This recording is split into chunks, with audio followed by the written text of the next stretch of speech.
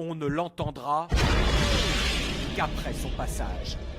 Logique, puisque cette voiture ira plus vite que le son. Plus vite même qu'une balle de pistolet à 1600 km/h. Tel est l'incroyable défi lancé par la voiture fusée. Impossible? Elle est pourtant bel et bien en construction. Ici, dans ce hangar de Bristol en Angleterre. Une cinquantaine de techniciens et d'ingénieurs de haut niveau s'y affairent, utilisant les technologies du secteur aéronautique et spatial. Bien sûr, cette voiture ne servira jamais à aller faire ses courses et n'aura aucune utilité directe. Le but est de motiver la prochaine génération de Britanniques. Le Royaume-Uni était une grande puissance industrielle. Ici, à Bristol, autrefois, on construisait des navires. Mais aujourd'hui, on ne le fait plus. Et les jeunes veulent devenir footballeurs, célébrités ou chanteurs de variété. Ils ne veulent plus construire des choses. Et pour l'avenir de notre pays, dans la compétition mondiale, on a besoin de plus de scientifiques et de plus d'ingénieurs.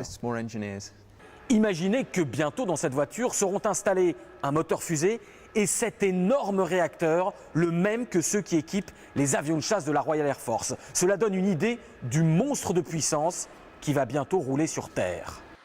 Et l'homme qui va prendre les commandes de ce monstre s'appelle Andy Green.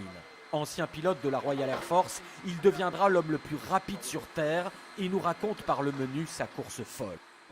À basse vitesse, pour nous, c'est 4 ou 500 à l'heure. Ce sera presque de la conduite classique. À 6, 700, 800 km/h, des ondes de choc vont se former. Puis il y aura le bang lors du passage du mur du son vers 1200 km/h. Il fera très chaud dans mon cockpit et ce sera très, très bruyant. Les roues vont alors quitter le sol. Ce sera un peu comme conduire sur de la glace, dur à contrôler. Puis enfin, 1500, 1600 km/h. La plus petite action sur le volant entraînera une réponse très violente du véhicule. Voilà, tout ça, ce sera mon boulot. 2, 1. Les tests ont déjà débuté pour le moteur fusée, ils sont concluants même si aucune caméra ne résiste à son souffle. Et c'est en Afrique du Sud, dans ce désert ultra plat que sera tenté le record final.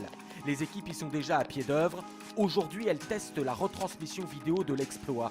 Comment suivre une voiture qui ira aussi vite? Réponse: avec un avion de chasse. On veut pouvoir assurer une retransmission d'image en direct à 1600 km/h et communiquer aussi avec Andy aux commandes à cette vitesse-là. Il va falloir que ça se fasse dans des conditions de sécurité absolues. Et notre mission, c'est que tout se passe sans accroc. Les premiers essais grandeur nature, eux, auront bien lieu en Grande-Bretagne d'ici quelques mois. La voiture fusée se contentera dans un premier temps d'un modeste 400 km/h sur un circuit.